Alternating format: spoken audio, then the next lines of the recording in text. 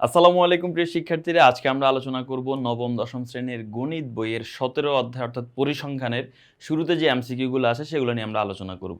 তো চলো আমরা যদি দেখি এখানে আমাদের যে এমসিকিউ গুলো আছে, এখানে 4টা এমসিকিউ আছে। প্রথমে সেই 4টা এমসিকিউ আমরা আলোচনা করব। 1 নম্বর এমসিকিউর দিকে যদি আমরা লক্ষ্য করি, এখানে বলা আছে উপাত্তসমূহ সারণীভুক্ত করা হলে, মানে সারণীভুক্ত মানে টেবিল আকারে যখন আমরা রূপান্তর করব, তখন প্রতি শ্রেণীতে যতগুলো উপাত্ত অন্তর্ভুক্ত হয় তার নির্দেশক কোনটি। দেখো, তোমার কাছে মনে করো অনেকগুলো উপাত্ত আছে, যে 5, 7, 2, 3, 10, 15, 12 এরকম উপাত্ত আছে।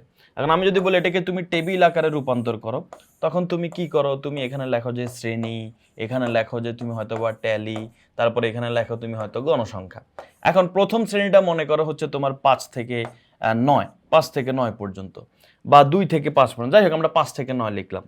এখন তুমি দেখবে 5 থেকে 9 এর মধ্যে কয়টা সংখ্যা আছে?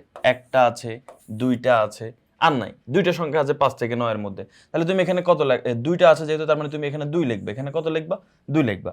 তার মানে এই প্রত্যেকটা শ্রেণীতে, এই যে আমরা টেবিল আকারে রূপান্তর করার পরে প্রত্যেকটা শ্রেণীতে যতগুলো উপাত্ত আছে, যেমন এই শ্রেণীতে 2টা উপাত্ত আছে, এই 2 যে আমি লিখছি, এই 2টাকে কিসের মধ্যে লিখছি? গণসংখ্যার মধ্যে লিখছি। তার মানে আমরা উপাত্তগুলোকে যখন টেবিল আকারে রূপান্তর করব, তখন প্রত্যেকটা শ্রেণীতে যতগুলো উপাত্ত থাকবে সেটা আমরা কি দিয়ে নির্দেশনা করি? আমরা হচ্ছে গণসংখ্যা দিয়ে নির্দেশনা করি। তার মানে এটাই বলতেছে যে উপাত্তসমূহ সারণীভুক্ত করা হলে প্রতি শ্রেণীতে যতগুলো উপাত্ত অন্তর্ভুক্ত হয় তার নির্দেশক কোনটি? কি দিয়ে আমরা এটাকে নির্দেশ করি? গণসংখ্যা বা শ্রেণীর গণসংখ্যা দিয়ে। মানে অ্যান্সার কি? অ্যান্সার হচ্ছে ঘ। আচ্ছা, এরপরে আসো 2 নাম্বার প্রশ্ন। এখানে আমাদের একটা টেবিল দিয়ে বলা হচ্ছে নিচের কোনটি সঠিক। তো আমরা যদি এখানে দেখি, এখানে একটা টেবিল দেওয়া আছে, তারপরে প্রথমে বলতেছে শ্রেণীব্যাপ্তি 3। শ্রেণীব্যাপ্তি নির্ণয়ের সহজ নিয়ম: যে কোনো শ্রেণীর নিম্নসীমা থেকে তার আগের শ্রেণীর নিম্নসীমা বিয়োগ করে দিতে হবে। যেমন এই শ্রেণীটার নিম্নসীমা হচ্ছে 8, আর এই শ্রেণীটার নিম্নসীমা হচ্ছে 6। কারণ আমরা জানি শ্রেণীর প্রথম মানটা নিম্নসীমা, পরের মানটা উচ্চসীমা। এটা নিম্নসীমা, এটা উচ্চসীমা, এটা নিম্নসীমা, এটা উচ্চসীমা। তো শ্রেণী ব্যবধান বের করার নিয়ম: যে কোনো শ্রেণীর নিম্নসীমা থেকে তার আগের শ্রেণীর নিম্নসীমা বিয়োগ করে দিব। এই শ্রেণীর নিম্নসীমা 8, এই শ্রেণীর নিম্নসীমা 6। তা 8 থেকে 6 বিয়োগ করে দাও। 8 থেকে 6 বিয়োগ করলে কত হয়? 2।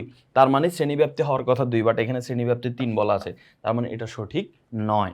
আচ্ছা, এবার আসো মধ্যক শ্রেণী। আচ্ছা, মধ্যক শ্রেণী নির্ণয় করতে আসলে আমরা অনেক সময় হয়তো বা বলি যে এই শ্রেণীতে গণসংখ্যা বেশি, সেটা মধ্যক শ্রেণী। যে এখানে 9 গণসংখ্যা সবচেয়ে বেশি, এটা মধ্যক শ্রেণী। হ্যাঁ, 90% ক্ষেত্রে এই জিনিসটা কাজে লেগে যায়, বাট এটা আসলে অ্যাকচুয়াল নিয়ম না মধ্যক শ্রেণী বের করার। সো মধ্যক শ্রেণী বের করার নিয়ম যেটা, সেটা আমরা দেখি। মধ্যক শ্রেণী বের করতে হলে তোমাকে প্রথমে যে 3টা ঘর লাগবে, এখানে 3টা ঘরের মধ্যে 2টা ঘর তোমার দেওয়া আছে। এটাকে বলবো আমরা শ্রেণী, এটাকে বলবো আমরা গণসংখ্যা। এই শ্রেণী আর গণসংখ্যা তোমার দেওয়া আছে। কি কি? প্রথম শ্রেণীটা হচ্ছে 6 থেকে 8, এখানে হচ্ছে মান হচ্ছে 5। পরের শ্রেণীটা হচ্ছে 8 থেকে 10, এখানে মান হচ্ছে 9। এবং লাস্ট শ্রেণীটা হচ্ছে 10 থেকে 12, এখানে মান হচ্ছে তোমার 4। আর এক্সট্রা যেটা বের করতে হবে সেটা হচ্ছে ক্রমযোজিত গণসংখ্যা। ক্রমযোজিত গণসংখ্যা, ক্রমযোজিত গণসংখ্যা কি হবে? এখানে প্রথম গণসংখ্যা 5, তার মানে ক্রমযোজিত গণসংখ্যা হবে 5। এরপরে ঘরে কি হবে? এরপরে ক্রমযোজিত গণসংখ্যা হবে এই 5 আর 9 যোগ করলে কত হয়? 14। তার মানে এই ঘরে ক্রমযোজিত গণসংখ্যা হবে 14। এরপরটা দেখো, এই ঘরে ক্রমযোজিত গণসংখ্যা কত হবে? এই ঘর পর্যন্ত যতগুলো গণসংখ্যা আছে সব যোগ করলে যত হবে তত। 5 আর 9 14, 14 আর 4 কত হয়? 18। তার মানে এই ঘরে ক্রমযোজিত গণসংখ্যা হচ্ছে 18। এখন কেন আমরা এইভাবে এটা ক্রমযোজিত গণসংখ্যা বের করছি? কারণ মধ্যক শ্রেণী বের করতে হলে ক্রমযোজিত গণসংখ্যা লাগে। এখন আসো সবগুলো গণসংখ্যা যোগ করে দাও। সবগুলো গণসংখ্যা যোগ করলে হয় 18। এখন এই 18কে যদি তুমি 2 দিয়ে ভাগ করো, কত হয়?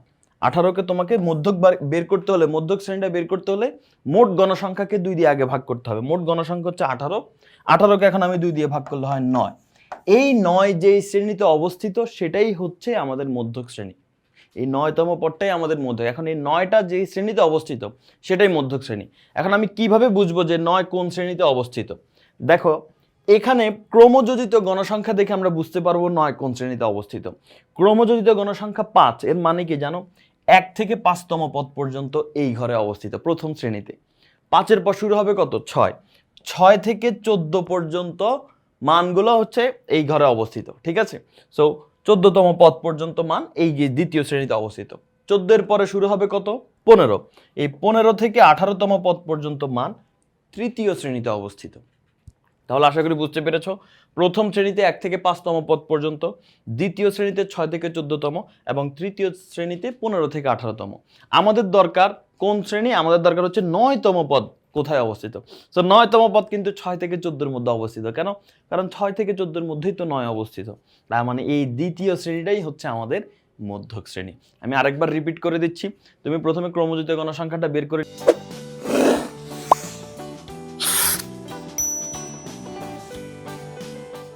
নিবা, এই দুইটা মান তোমাকে দেওয়াই থাকবে।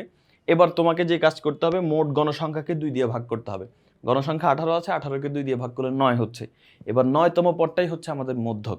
সো 9তম পদ কোন শ্রেণীতে অবস্থিত এটা তোমাকে বের করতে হবে। সো ক্রমযোজিত গণসংখ্যা দেখে এটা আমরা বের করব। ক্রমযোজিত গণসংখ্যা 5 মানে প্রথমটা শুরু হবে 1 থেকে 5 পর্যন্ত এখানে। এরপরে 5-এর পর 6 থেকে শুরু হবে, 6 থেকে 14 পর্যন্ত। এরপরে 14-এর পরে শুরু হয় 15, 15 থেকে 18 পর্যন্ত। এখন যেহেতু আমরা 9তম পদ খুঁজছি, 9তম পদ এখানের মধ্যে অবস্থিত, তার মানে এটাই হচ্ছে আমাদের মধ্যক শ্রেণী। তা আমাদের মধ্যক শ্রেণী হচ্ছে 8 থেকে 10, এটা সঠিক। 3 নম্বরে বলা হচ্ছে তাপমাত্রা অবিচ্ছিন্ন চলক। আচ্ছা, বিচ্ছিন্ন আর অবিচ্ছিন্ন চলক কি? বিচ্ছিন্ন চলক যেটা কখনোই দশমিকে প্রকাশ করতে পারবে না, অর্থাৎ ভগ্নাংশ হবে না। আর অবিচ্ছিন্ন চলক হচ্ছে এটা ভগ্নাংশ হবে, আবার ভগ্নাংশ নাও হতে পারে। তো যেমন তাপমাত্রা, তাপমাত্রা কিন্তু এটা পূর্ণ সংখ্যাও হতে পারে, আবার দশমিকও হতে পারে। যেমন বলতে পারি যে এখন 10 ডিগ্রি সেলসিয়াস তাপমাত্রা, ঠিক আছে। আবার এমন হতে পারে এখন আমি বলতে পারি 10.5 ডিগ্রি সেলসিয়াস, তার মানে দশমিক, তাপমাত্রা দশমিকে আসতে পারে। তো যেই জিনিস দশমিকে আসতে পারে সেই জিনিসটাই হচ্ছে অবিচ্ছিন্ন চলক। আর যে জিনিস কখনোই দশমিকে আসবে না সেটা বিচ্ছিন্ন চলক। যেমন জনসংখ্যা, জনসংখ্যা কখনোই তুমি দশমিকে প্রকাশ করতে পারবা না। জনসংখ্যা সবসময় একটা পূর্ণ সংখ্যা, এই জন্য জনসংখ্যা বিচ্ছিন্ন চলক। তো তাপমাত্রা তাহলে কি অবিচ্ছিন্ন চলক, এটা সঠিক। তাহলে অ্যান্সার কি? অ্যান্সার হচ্ছে 2 ও 3। আমাদের অ্যান্সার হচ্ছে এই গ নাম্বারটা, 2 ও 3 হচ্ছে রাইট অ্যান্সার। তো 1 ও 2 দুইটা প্রশ্ন আমাদের শেষ। এখন আসে আমরা 3 নম্বর প্রশ্নে আলোচনা করি। বলা হচ্ছে উপাত্তের ক্ষেত্রে প্রচুরক কেন্দ্রীয় প্রবণতার পরিমাণ।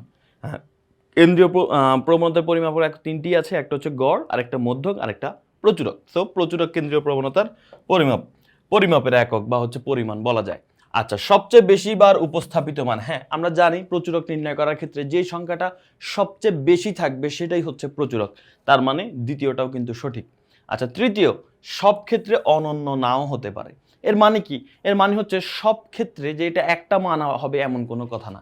কখন হতে পারে প্রচুরক আসছে তোমার 7, একটা সংখ্যা আসছে 7, কিন্তু এর মানে এই না সব সময় যে একটা সংখ্যায় আসবে। কখনো একাধিক সংখ্যা হতে পারে, আবার কখনো নাও হতে পারে। ব্যাপারটা হচ্ছে এরকম, যদি কোনো উপাত্তের মধ্যে কোনো সংখ্যাই একাধিকবার রিপিট নাই, সব সংখ্যায় একবার একবার, তাহলে সেই ক্ষেত্রে কি প্রচুরক নাই। আবার যদি এমন হয় যে কোনো ক্ষেত্রে আমাদের প্রচুরকের ক্ষেত্রে, আবার একটা উপাত্তের মধ্যে তুমি যদি দেখবা যে মনে করো যে ওইখানে 2 আছে 3 বার, 5 আছে 3 বার, 7 আছে 3 বার, তার মানে 2ও 3 বার, 5ও 3 বার, 7ও 3 বার, এরাই সবচেয়ে বেশি বার, এবং সবগুলাই 3 বার 3 বার করে উপস্থাপিত। তার মানে এই ক্ষেত্রে প্রচুরককে 2ও প্রচুরক, 5ও প্রচুরক, 7ও প্রচুরক, তিনটাই প্রচুরক।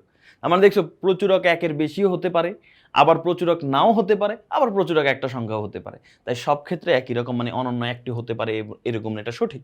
সব ক্ষেত্রে অনন্য নাও হতে পারে, কখনো নাও হতে পারে, কখনো একটা হতে পারে, কখনো একাধিক হতে পারে। তার মানে 1, 2, 3 সবগুলোই সঠিক। অ্যান্সার হচ্ছে আমাদের ঘ।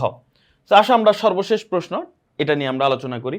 এখানে বলা হচ্ছে সারণীভুক্ত মানে টেবিল আকারে যে শ্রেণীবিন্যস্ত উপাত্তের সংখ্যা হচ্ছে n, মানে মোট গণসংখ্যা n, মধ্যক শ্রেণীর নিম্নসীমা হচ্ছে l, মধ্যক শ্রেণীর পূর্ববর্তী শ্রেণীর ক্রমযোজিত গণসংখ্যা fc, মধ্যক শ্রেণীর গণসংখ্যা fm এবং শ্রেণীব্যাপ্তি h। এই তথ্যের আলোকে মধ্যক নির্ণয় সূত্র কি?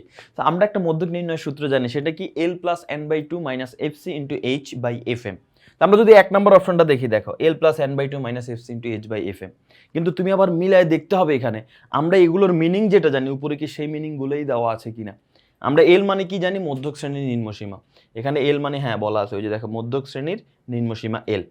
n/2, n হচ্ছে কি মোট গণসংখ্যা আর কি, এই যে উপাত্তের টোটাল সংখ্যা হচ্ছে n, এটাও ঠিক আছে। এফসি কি আমরা কি জানি? মধ্যক শ্রেণীর পূর্ববর্তী শ্রেণীর ক্রমযোজিত গণসংখ্যা। এই যে দেখো এফসি কিন্তু এটাই বলা আছে, মধ্যক শ্রেণীর পূর্ববর্তী শ্রেণীর ক্রমযোজিত গণসংখ্যা এফসি। আর এফএম হচ্ছে মধ্যক শ্রেণীর গণসংখ্যা। তো এফএম এখানে আমাদের মধ্যক শ্রেণীর গণসংখ্যায় কিন্তু এফএম দেওয়া আছে। এরপরে এইচ হচ্ছে শ্রেণীব্যাপ্তি, এই যে এইচ শ্রেণীব্যাপ্তি দেওয়া আছে। তার মানে সব কিছুই আমাদের ঠিকঠাকই দেওয়া আছে। তার মানে এই জন্য অ্যান্সার কি হবে? অ্যান্সার হচ্ছে ক। তো আশা করি বুঝতে পেরেছো, এই 4টা এমসিকিউ ব্যাখ্যা করে বুঝাই দিছি। আশা করি সবার ক্লিয়ার হয়ে গিয়েছে। কোনো এমসিকিউ না বুঝলেও এমসিকিউ আরও 2-3 বার দেখো, এখানে ইনশাল্লাহ ক্লিয়ার হয়ে যাবে। সব কিছুই ব্যাখ্যা সহ বোঝানো হয়েছে। সবাই ভালো থাকো, আল্লাহ হাফেজ, আসসালামু আলাইকুম।